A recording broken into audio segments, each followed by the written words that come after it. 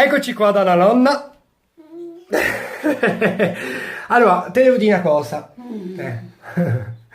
Ho lanciato in sondaggio, in sa pagina, mi guardo già a metà della mente, ma ho lanciato in sondaggio, ho scritto, nonna Rosin, come si chiama all'anagrafe? Rosina o Rosita? E l'hanno scritto per il 18% che ti chiami Rosita. L'82% l'ha scritto che ti chiami Rosina. Qualcuno l'ha detto non è possibile che si chiami Rosita perché 80 anni fa voleva un nome insomma troppo spagnolo, quindi non è possibile che ti chiami Rosita. Ecco, perché dillo un po' come ti chiami di nome all'anagrafe per i documenti? Rosita mi chiamo. Ti che l'hai detto. E perché ti chiami Rosita? Come mai? Non so perché. Non ti sai, non te l'ha mai Come detto. puoi, come mi famiglia meno. Ma l'ho deciso così. Lo decido. Non doveva sentire come nome. Me lo sappiamo, lei.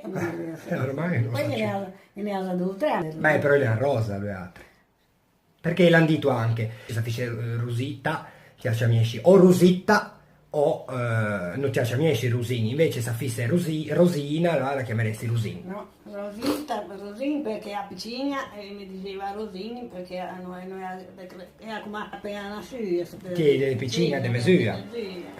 Poi ne struppiavano tutti i numeri. Sì, però ti tieni piccine di statura, infatti anche ora, quanto ti erta? Dicono un po'. Non larga, ma aperta, no. È larga manco quei, dai. Sì.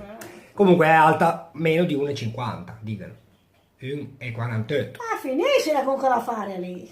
Non è bravo. Così lo siamo tutti. Comunque vi vogliamo dare una prova di questa cosa. Sta tranquilla, tanto il cognome lo tappo. Allora, una prova del suo nome.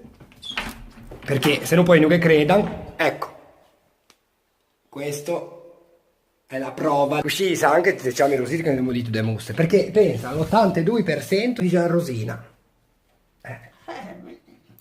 Poi. Per fare quello che viene, gente. Ma mi...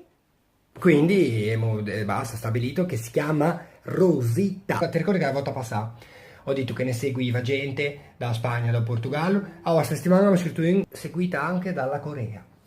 Basta, ma mi dicono che non fa. Che lei fa. No, diglielo, ciao, grazie di seguirmi, arrivederci. Diglielo, digli qualcosa. Salute. Ciao.